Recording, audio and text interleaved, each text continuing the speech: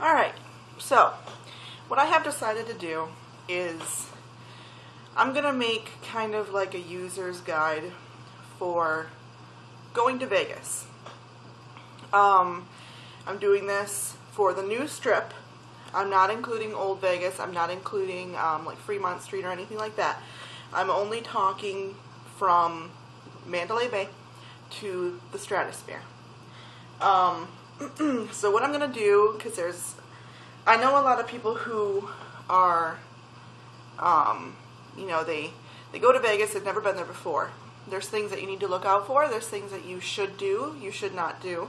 Also when it comes to, you know, family, accommodations, things like that.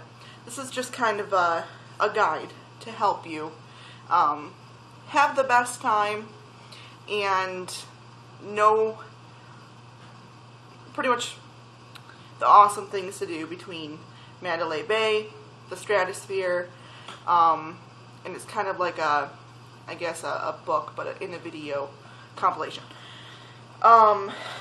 Alright, first we're going to start out with taxis. It's a big one. First things first, if you are staying on the strip between Mandalay Bay and the Stratosphere, when you get in the taxi from the airport, you have to tell your driver to stay off of the freeway. Now you have to do that. They'll tell you it's faster, but in reality it's not. Depending on what time you get there. Now if you get there at, you know, 1 o'clock on a Friday or Saturday, 1 o'clock in the afternoon, yeah, I mean, if you tell them to take you up the strip, you're going to be in a taxi for a while. But in all reality, most people fly in and they get there either in the morning or late at night. When I'm flying in a month, I will be there, I'm arriving at 12:30 at night. So, late, which is normal. I normally don't ever land in Vegas before 9 o'clock at night. So what you do, you get in the taxi and you tell them straight up, stay off of the freeway. They'll know what you mean. You don't have to specify, take this road, take that road. Tell them where you're going. You know, tell them I'm going to the Mirage or I'm going to Mandalay Bay or anything like that. Stay off of the freeway.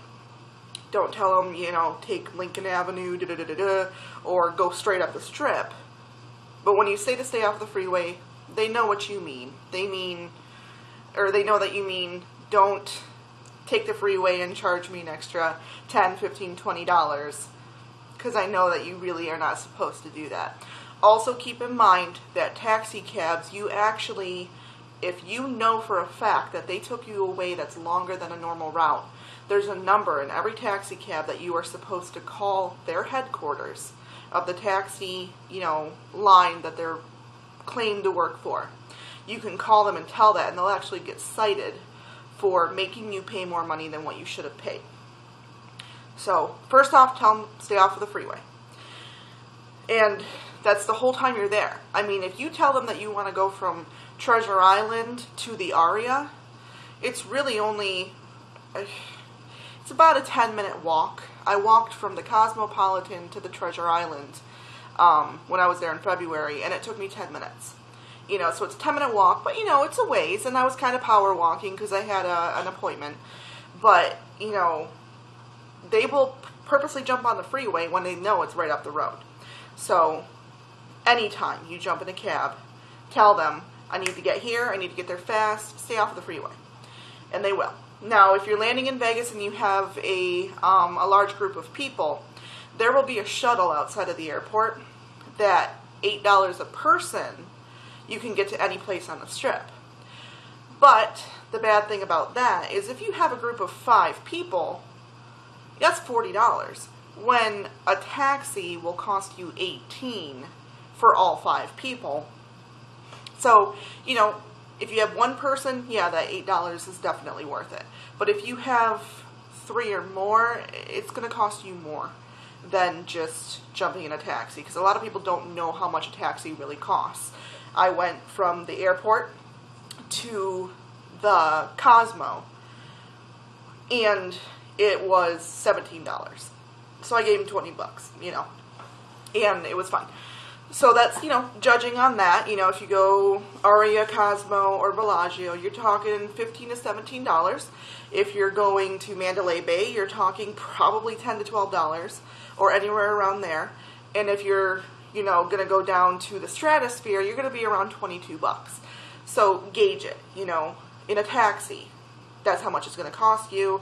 What's going to be the most cost-effective thing to do. Tipping your driver, some people don't, some people do. They make a lot of money. They'll sit there and try to give you a sob story. They do make quite a bit of money. Some who, I got in a cab. Their AC was broken. Their brakes were practically gone. They had a whole bunch of struts and stuff that were grinding the whole way, and it smelled horrible.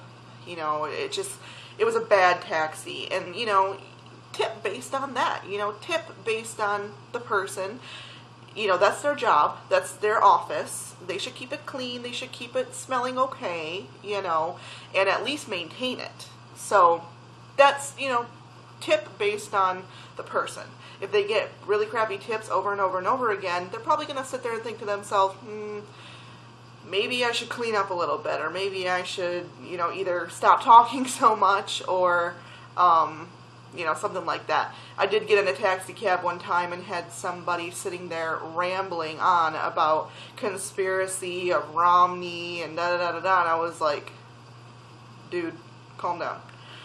So I didn't tip him as much as normal, but, always try to tip your taxi driver. It's protocol. Pretty much everywhere in Vegas, you should tip. In most cases, It's just like when you get a tattoo done. A lot of people don't know that when you get a tattoo done, you should tip. When you get your hair done, you should tip. When you get your nails done, you should tip. When you eat at a restaurant, you tip. When you take a taxi, you tip. When you get a drink from a cocktail server, you tip. So, basic protocol based on service and cleanliness and things like that, that's what you go on. So, with that being said, drinks. When you're in Vegas, over 21, a lot of people go there because you get the free drinks while you gamble and everything like that. If you want your cocktail server to come back, tip her. Even $1 per drink. I mean, seriously, come on. You go to a bar and you order a drink and it costs you $5 to $7 or more. Paying $1 for a drink is not that big of a deal. Especially when you can get whatever the hell you want. So, at least, give them $1 for a drink. If there's two people, if it's you and your boyfriend or your friend or whatever, and you can order 2 drinks, I mean, at least give them $1. Not per drink. You can give them $1 for 2 drinks. It's okay. They have a lot of people that they're going for. It's okay. But if you don't tip them, I have seen servers stop in their tracks and see somebody that hasn't tipped them, and they'll turn around and walk the other way. I don't blame them. They make a server's wage plus tips. So, if they're busting their butt wearing high heels and barely anything, walking around giving drinks, and they see somebody who's been ordering drink after drink after drink, and they don't tip, they have every right to stop and turn around and walk the other way. So if you want drinks, tip. At least $1, Then also, sorry, I had to get a drink of coffee. There's been a lot of people who have questioned, or they've said, I can't order a drink because I'm not gambling. I'm watching somebody gamble. I can't order a drink. That's not true. If you're standing next to somebody who's putting money in a machine, you can order. You can tell them, oh, can you bring me a mimosa or a Bellini or, scotch on the rocks, whatever. If you're on the gaming floor and you're at least with a party that is playing, you can get a drink, and you don't have to order alcoholic drinks either. You can just say, can I have a Coke or a cherry Coke or, Pepsi with grenadine, something.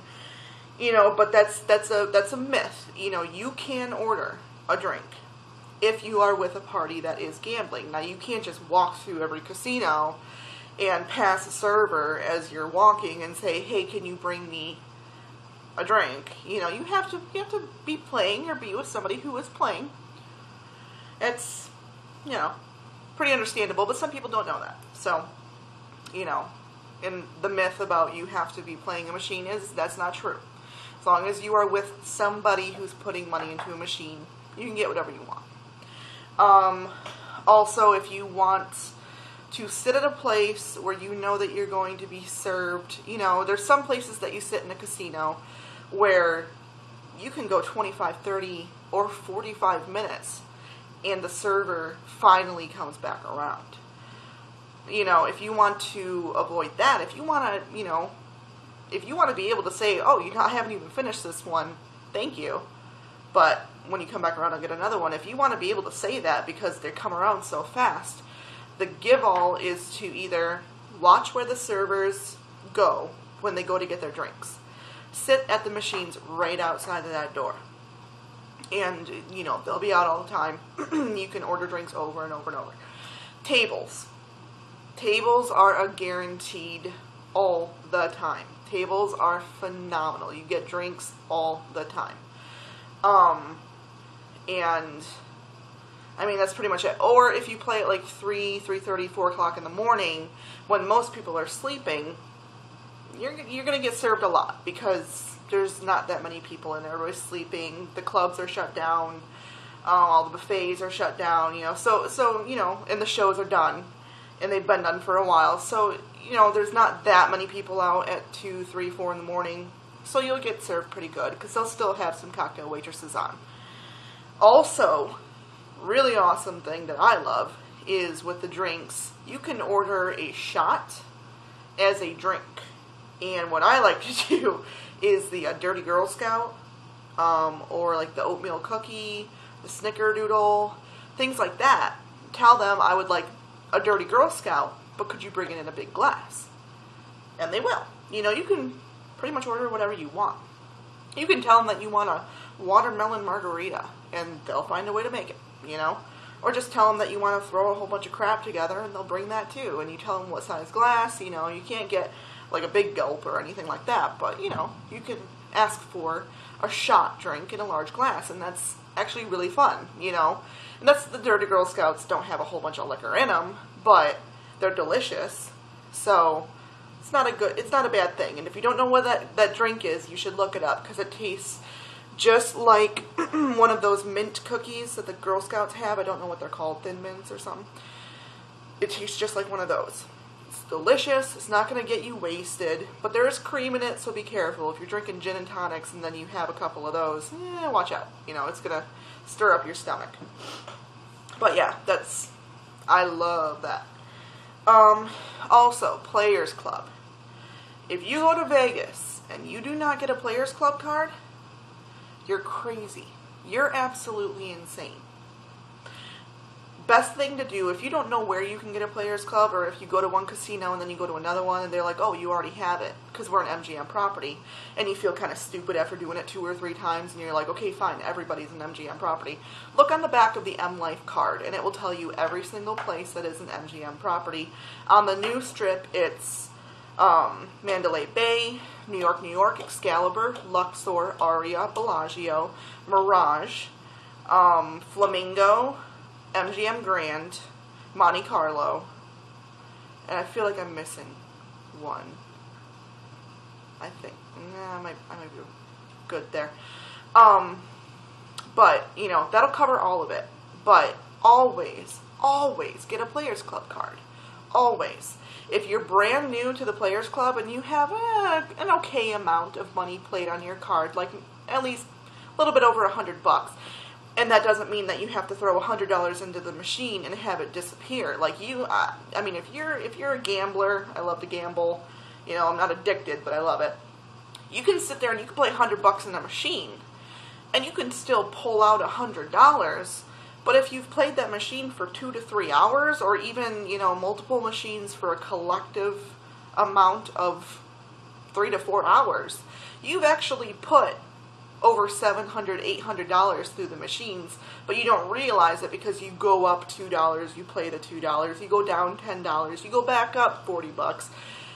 But all in all, you've been putting about $700 to $800 through that machine. So, they track this, and if you're a brand new Players Club member and you play like the first time or second time in Vegas, they'll start sending to your email complimentary rooms all the time. All the time. So always get a Players Club card. Always, no matter what you do. If you buy something at the gift shop in one of the places, say, hey, I have a Players Club card. Do I get anything for you swiping this? Because they'll even track purchases in some places. So do that. Treasure Island is a solo entity. They have their own Players Club. Right now they have that promotion where if you get the Players Club card, you get to put it into a machine and you spin this little reel and it'll give you whatever. I mean, it'll give you like free play, or you could get free dinner, or you could get, a 5-night stay. Or there's one that's like a cash prize of like $500,000, which, granted, probably nobody gets that, but you know what I mean.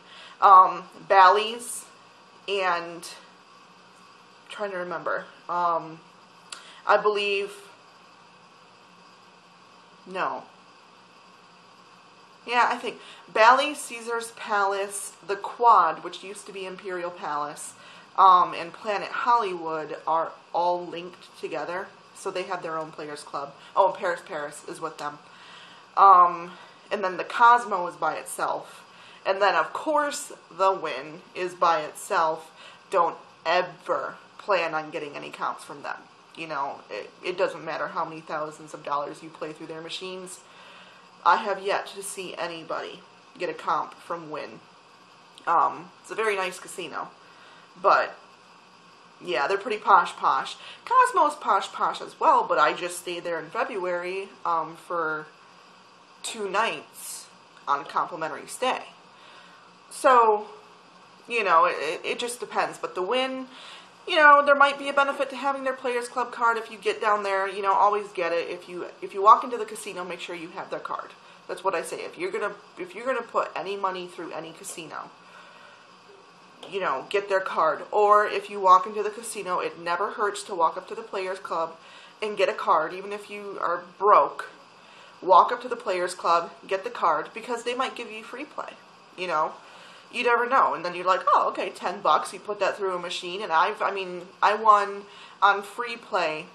I won $720 something on $10 free play. There was another time that I won over $900 on $10 of free play. And then there was another time that I won, I think it was over $800 on $20 free play. So free play can give you something good if you put it into the right machine. It's all luck. Or, if you're broke and you walk into a casino and get $10 free play, put it into a machine. If you hit a bonus and get $20, that's $20 cash that you didn't have in your pocket. Go for it. Why not? So always get the Players Club. Always get the Players Club. Okay, buffets. Let's talk about buffets. Food in general, I guess. There are some phenomenal buffets, and there are some really bad buffets. You gotta be careful with the buffets in Vegas. There's a very common trend right now going around, H. pylori, because there are a lot of people from out of the country who go in there, and sometimes they don't wash their hands as much. And it's kind of common to get H. pylori bacterial infection from a Las Vegas buffet if you go to one that doesn't have the cleanliness protocol that some others don't. So my mother actually went to Vegas not too long ago, and she is dealing with H. pylori right now. So the phenomenal buffets that you don't have to worry about. Now, they are pricey, but yeah, somebody might say this buffet has better food selection, yada, yada, yada. Sometimes you're not necessarily paying for food selection. Sometimes you're paying for food preparation, like making sure you don't get an infection. The Win, phenomenal buffet. Expensive as hell, but phenomenal. Bellagio, phenomenal buffet. It's expensive, but it's very good. The Aria is very good as well. And the Spice Market in Planet Hollywood, it used to be the Aladdin. And they had their buffet. And it was very, very good. And when Planet Hollywood went in and, you know, renovated everything and turned it into the Planet Hollywood, they kept that buffet. And they kept the same name because it was so popular. That one is good. I have heard a little bit of an issue about cleanliness since Planet Hollywood came in, because the Aladdin was owned by MGM. Yeah, they got rid of the Aladdin. Aladdin got taken out. Planet Hollywood came in, but they're their own entity, so they run things a little differently. There's been a couple issues with cleanliness now, which is unfortunate because it's a very good buffet. But it's not too bad, you know. Stay away from Excalibur, Stratosphere, Luxor, Monte Carlo. Stay away from them. It is bad news. Bad, bad news.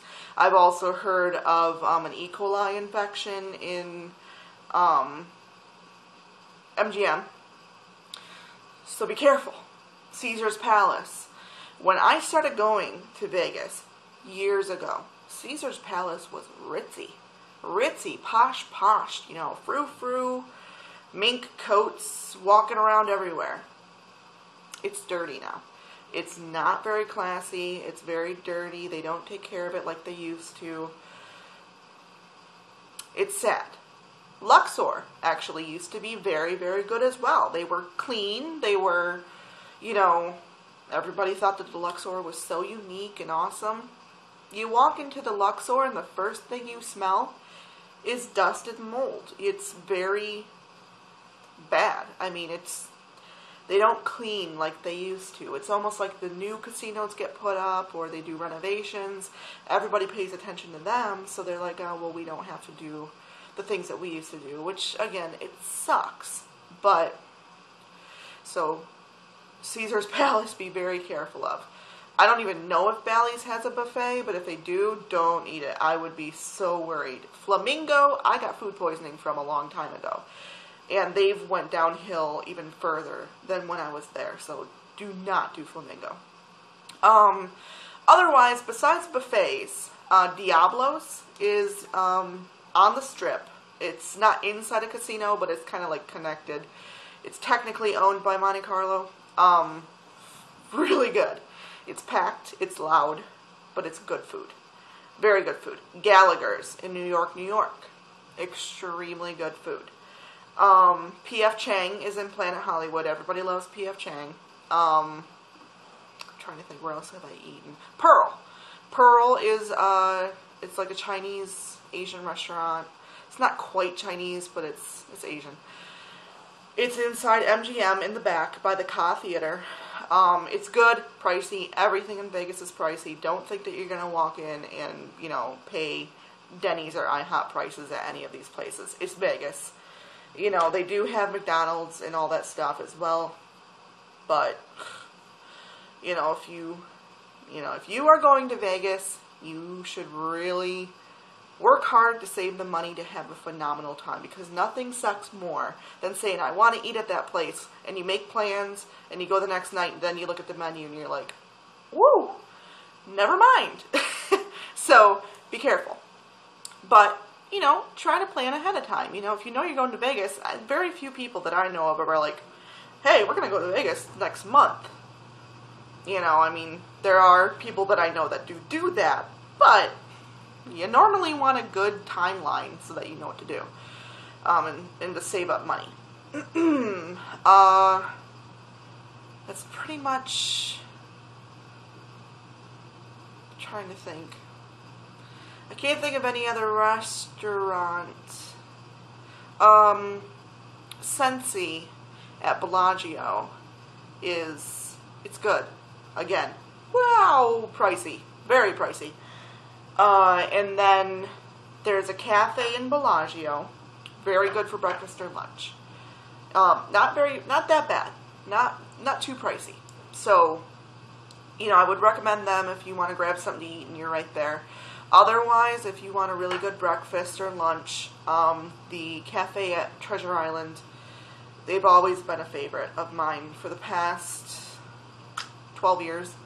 They've always been a favorite of mine. They're very good. And not super pricey. You know, about Applebee's prices. Not too bad. And then, if you want a crazy amount of food, make sure that you have a mini fridge in your room. Hash House A Go-Go. They used to only have it off of the Strip. They now have one on the Strip in the Quad, which used to be Imperial Palace. It's so good. It's so good. Not crazy expensive.